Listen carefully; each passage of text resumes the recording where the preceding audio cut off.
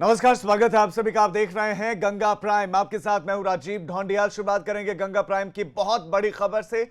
बागपत से खबर मिल रही, विधायक योगेश धामा को धमकी मिली है। विधायक योगेश धामा को धमकी दी है और ये धमकी कुख्यात सुनील राठी ने दी है।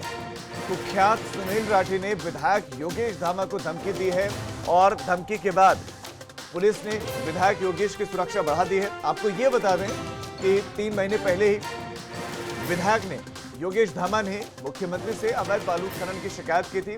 उसके बाद शासन की जांच के बाद खनन पर 4 करोड़ रुपए का जुर्माना लगा था। अवैध खनन करने वालों पर 4 करोड़ का जुर्माना लगा था। बालू का पट्टा निरस्त हुआ था ये भी। और सुनील राठी ने 7 जुलाई को बालू खनन को लेकर अपने शूटर से बताया जा रहा है कि ईंट भट्टा व्यवसायी देशपाल की हत्या भी करवाई थी। और इसी मामले में योगेश धामा विधायक हैं, उनको धमकी दी है। और सुनील राठी एक कुख्यात है, अपराधी है, उसने धमकी दी है। ये बागपत से बहुत बड़ी खबर आपको दे रहे हैं, ये बहुत बड़ी खबर।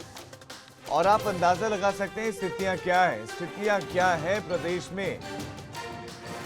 कुख्यात धमका रहे हैं और धमका रहे हैं, विधायकों को धमकी दी है।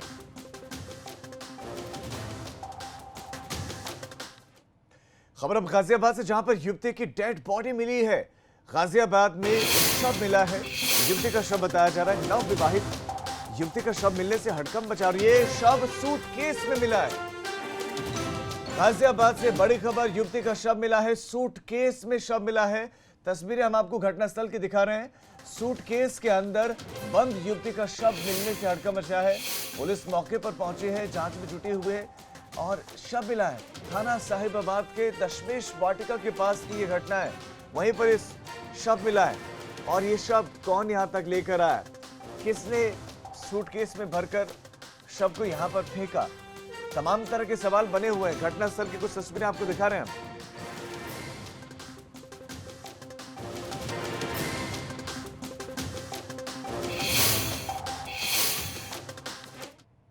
खबर अब मेरठ से, जहां पर दोहरे हत्याकांड में शमशाद समेत 5 आरोपी बनाए गए। ये बड़ी खबर मिल रही है। तो दोहरा हत्याकांड हुआ था मेरठ में, जिसमें मां बेटी का कत्ल कर दिया गया। शमशाद जिसमें मुख्य आरोपी है समेत 5 आरोपी बनाए गए। तो शमशाद और उसका कोई सहयोगी नहीं बल्कि पत्नी, साला और कपिल नाम का शख्स भी इसमें आरोपी बनाए गए। ये खबर बहुत बड़ी है कि इसमें जो आरोपी बनाए गए हैं उसमें सिर्फ शमशाद नहीं, उसकी पत्नी भी, उसका साला भी और कपिल नाम का एक शख्स भी आरोपी बनाया गया। शमशाद और उसके सहयोगी नखिल शर्मा को जेल भेज दिया गया है। और ये शमशाद मुठभेड़ के बाद पकड़ा गया था। लव जिहाद का मामला इसको बताया जा रहा है। तीनों आरोपियों की गिरफ्तारी के लिए अब पुलिस जुटी हुई है। लेकिन तीनों को आरोपी बनाना, मसलन पत्नी को, साले को और एक कपिल नाम का एक शख्स है। अब सवाल यह है कि रिया नाम की एक महिला को इसने सोशल मीडिया के जरिए से बात करने की कोशिश की, उसको अपने प्रेम जाल में फंसाया, उसके साथ 6 सालों तक रहा। फिर इसका उजागर हुआ पूरा का पूरा खेल। यह अमित गुर्जर नाम से रह रहा था, उसका नाम शमशाद था और इसमें क्या उसका परिवार भी मिला हुआ था। उत्तर प्रदेश में कोरोना संक्रमण के मामले तेजी से लगातार बढ़ रहे हैं, बहुत तेजी से बढ़ रहे हैं। रोज रिकॉर्ड तोड़ मामले सामने आ रहे हैं। राज्य में कोरोना के नए मामलों ने रविवार को रिकॉर्ड तोड़ दिए। पहली बार नए केस की संख्या 3000 को पार कर गए। उत्तर प्रदेश स्वास्थ्य विभाग के मुताबिक राज्य में कुल 3260 मामले नए वाले सामने आए हैं और अब तक की ये सर्वाधिक संख्या है। इससे पहले सबसे ज्यादा केस शनिवार को सामने आए थे। प्रदेश में अब कुल संक्रमितों की संख्या 66,988 यानी कि करीब 67,000 पहुंच गई है। चिंताजनक बात यह है कि जो 24 घंटे के भीतर के आंकड़े आ रहे हैं वो सबसे ज्यादा चौंका देने वाले, डरा देने वाले हैं, क्योंकि रिकॉर्ड अब तक उत्तर प्रदेश में इतने केसेस कभी नहीं आए थे 24 घंटे के भीतर, एक दिन के भीतर। 3260 केसेस आए हैं और कई लोगों की मौत भी हो गई है। 3000 केस पार एक दिन के भीतर। और अब सीधा रुक करते हैं हमारे सहयोगी अनुभव शुक्ला का, इस पर आपको और ज्यादा जानकारियां देंगे। अनुभव, 3000 से ज्यादा केसेस चिंताजनक बात है और ये भी दर्शाता है कि जैसे जैसे सैंपल्स की जांच ज्यादा हो रही, टेस्टिंग ज्यादा हो रही, केसेस आ रहे हैं, लेकिन यह भी दर्शाता है कि कोरोना खत्म नहीं हुआ है, कोरोना है और इसीलिए सामने आ रहा है। अब सवाल ये है कि अनुभव, ये 3000 से ज्यादा केसेस हैं, सबसे ज्यादा केसेस किस जिले से आ रहे हैं, और ऐसे में 3000 से ज्यादा केसेस आने के बाद क्या हड़कंप मचा हुआ है महकमे में या नहीं? क्या अलग, क्या विशेष अब कदम उठाए जाएंगे? देखिए राजीव, कोरोना का संक्रमण लगातार बहुत तेजी से बढ़ रहा है। जो बात आपने कही, पिछले 24 घंटे में 3260 नए मामले आ गए, अपने आप में रिकॉर्ड है ये। इतने ज़्यादा मामले कभी नहीं आए। लेकिन एक वजह ये भी है कि बीते 24 घंटों में 71,881 सैंपल की जांच भी हुई। तो जब जांच बढ़ रही है, मामले बढ़ रहे हैं। हाँ, ये ज़रूर है, स्वास्थ्य विभाग के लोग कह रहे हैं कि देखिए, जो औसत है, जो रेशियो है, वो 4.5% का ही है। 50,000 सैंपल टेस्ट होते थे तो उसके हिसाब से जो लोग हैं वो संक्रमित मिलते थे। अभी 71,000 72,000 हो रहा है। तो रेशियो तकरीबन 4.5-5% के आसपास ही बना हुआ है। और सबसे ज़्यादा मामले राजधानी लखनऊ में सामने आ रहे हैं। केवल कल ही नहीं, लगातार पिछले 5-6 दिनों की अगर बात करें तो राजधानी लखनऊ में सबसे ज़्यादा मामले सामने आ रहे हैं। और कल तो बीते 24 घंटे में 449 नए मामले राजधानी लखनऊ में सामने आ गए। हाँ, ये ज़रूर राहत की बात हम कह सकते हैं उत्तर प्रदेश के लिहाज से कि जो रिकवर होने वाले लोग हैं उनकी संख्या 41,000 के पार चली गई है। और पूरे देश में उत्तर प्रदेश 5वें नंबर पर है रिकवरी रेट में। और टेस्टिंग की अगर बात करें तो बीते 24 घंटे में जो 71,881 सैंपल टेस्ट हुए, उससे उत्तर प्रदेश एक दिन में सबसे ज़्यादा टेस्टिंग करने वाला जो राज्य है वो बन गया है। बात यह है कि रिकवरी रेट काफी अच्छा है। अनुभव, आपका इस तमाम जानकारी के लिए धन्यवाद। 3000 से ज्यादा केसेस, और इसमें राहत भरी बात यह है कि जो लोग अस्पतालों में पहुंच रहे हैं वो जल्दी ठीक हो रहे हैं। रिकवरी रेट काफी अच्छा और 5वें नंबर पर उत्तर प्रदेश है। खबरों में आगे बढ़ रहे हैं। अमरोहा से बड़ी खबर, जहां पर एसबीआई कर्मचारी समेत 51 लोग कोरोना पॉजिटिव मिले हैं। 51 लोग कोरोना पॉजिटिव मिले हैं, अमरोहा से खबर। और एसबीआई कर्मचारी, स्टेट बैंक ऑफ इंडिया के कर्मचारी समेत कुल 51 लोग अमरोहा में पॉजिटिव मिले। उत्तर प्रदेश में बीते 24 घंटे में 3200 से ज्यादा केसेस हैं, 3260 केसेस हैं, उसमें से अमरोहा से 51 केसेस हैं। सभी मरीजों को अभी वेंकटेश्वर मेडिकल कॉलेज में भर्ती करवाया गया है। 460 मरीज अब तक जिले में कोरोना संक्रमित मिल चुके हैं और 11 मरीजों के उपचार के दौरान मौत भी हो चुकी है।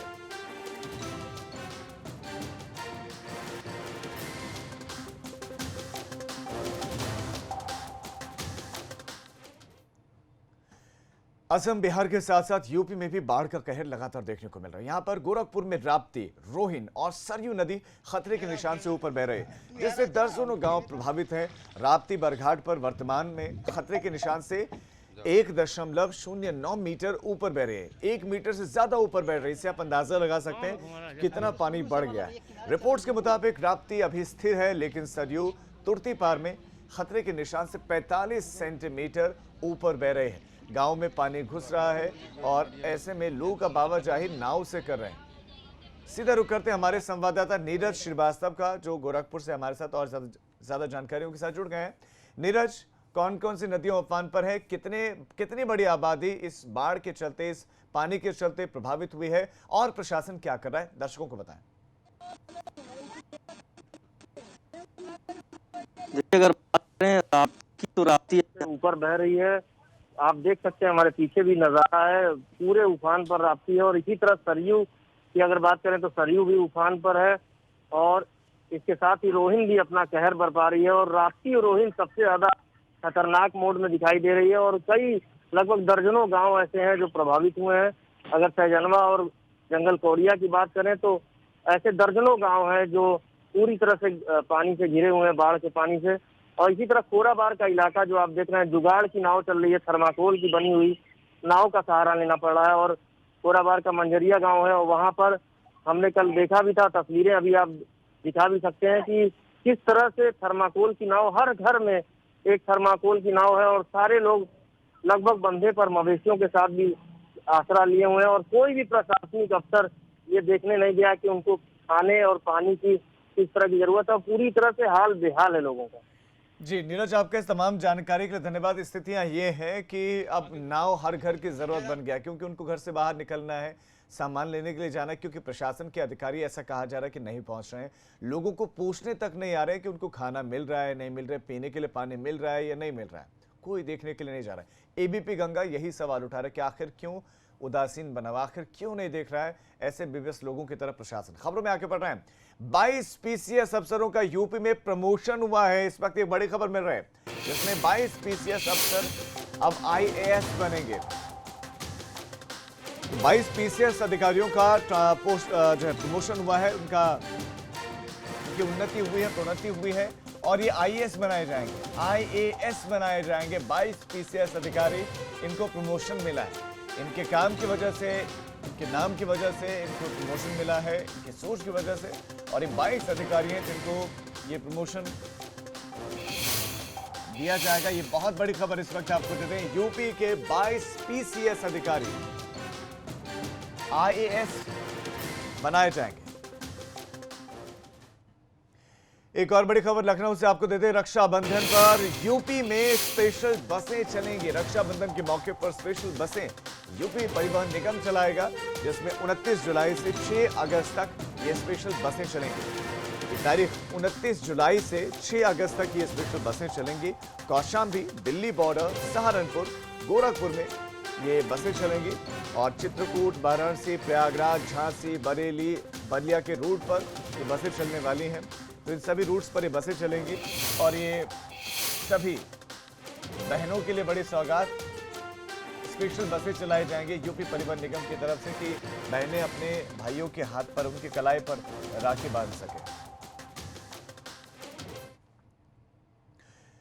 यूपी के मुरादाबाद देहात से समाजवादी पार्टी के विधायक हाजी इकराम कुरैशी ने सरकार से मांग की है कि आने वाले ईद उल अजहा के त्योहार के मद्देनजर 1 अगस्त को और 2 अगस्त शनिवार और रविवार को लॉकडाउन नहीं लगना चाहिए, क्योंकि लॉकडाउन लगने से लोगों को परेशानी होगी और वो ईद नहीं मना पाएंगे। ईद उल अजहा पर 2 दिन का लॉकडाउन खत्म होना ही चाहिए।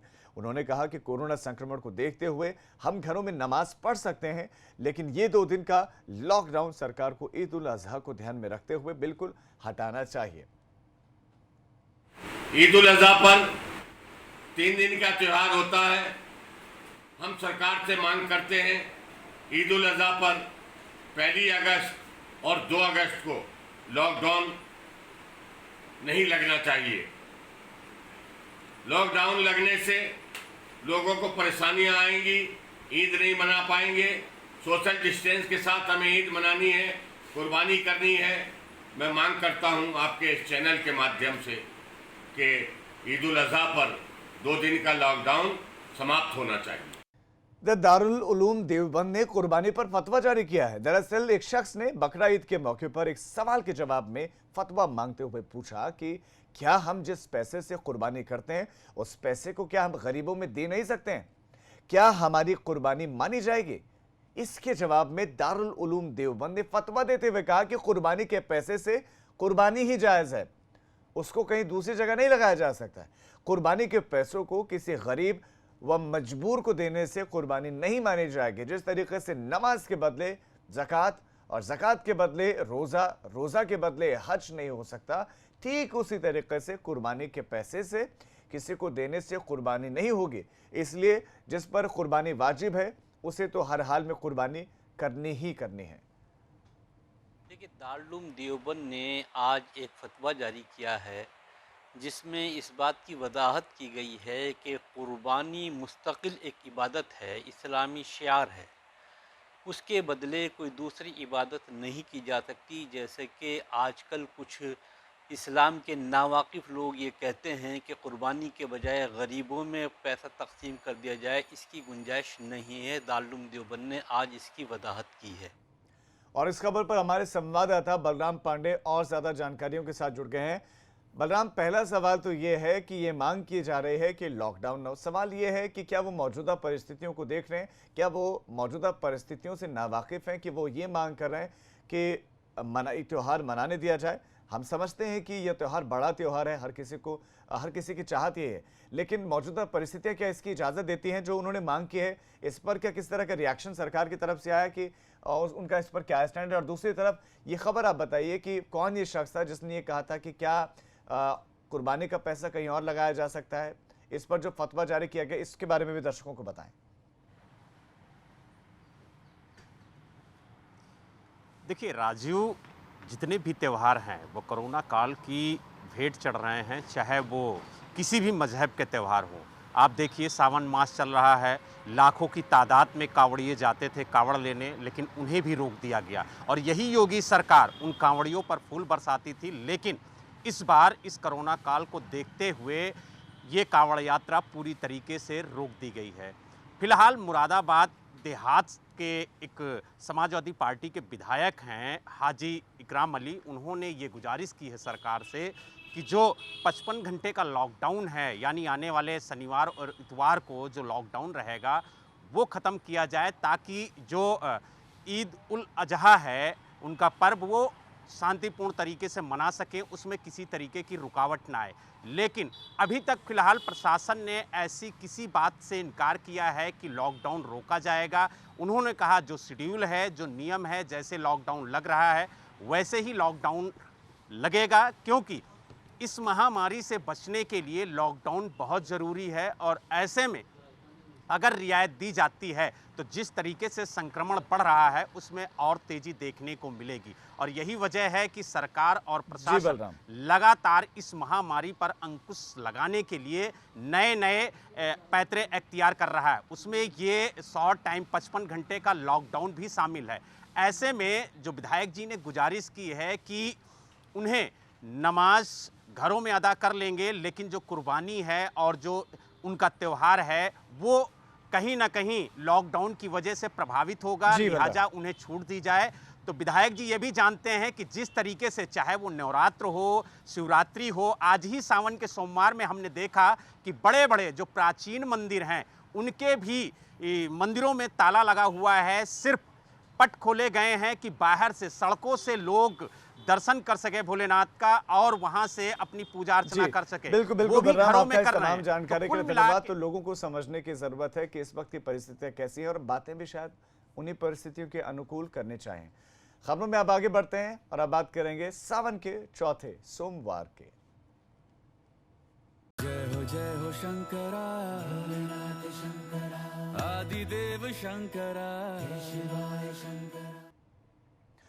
सावन का चौथा सोमवार है आज, लिहाजा सुबह से ही भक्तों में ऊर्जा दिख रही है, ऊर्जा की भरमार है। शिवालयों में, देवालयों में सुबह सुबह भोलेनाथ की पूजा अर्चना की जा रही है। कोरोना काल में श्रद्धालु नियमों के साथ सोशल डिस्टेंसिंग बनाकर भगवान भोलेनाथ पर जलाभिषेक करने के लिए पहुंच रहे हैं और एक एक कर बारी बारी पूजा अर्चना कर रहे हैं। असल में सावन के महीने में सोमवार का विशेष महत्व होता है। ये दिन भगवान शिव की आराधना के लिए सर्वश्रेष्ठ दिन होता है। शास्त्रों में सावन को भगवान शिव की आराधना का महीना माना जाता है। मान्यता के मुताबिक सावन में जो भी श्रद्धा से भगवान शिव की पूजा करता है वो सभी प्रकार के कष्टों से मुक्त हो जाता है।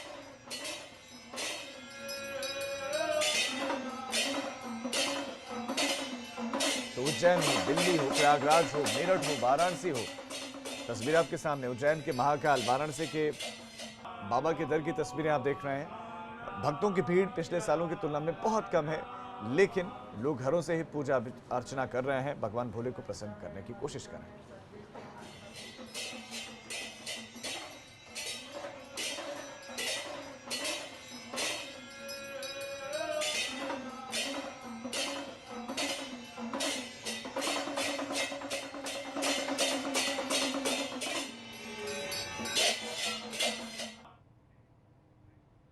अब एक छोटे से ब्रेक के लिए हम रुक रहे हैं, हम फौरन लौट रहे हैं। आप देखते रहिए एबीपी गंगा, खबर आपकी, जुबान आपकी।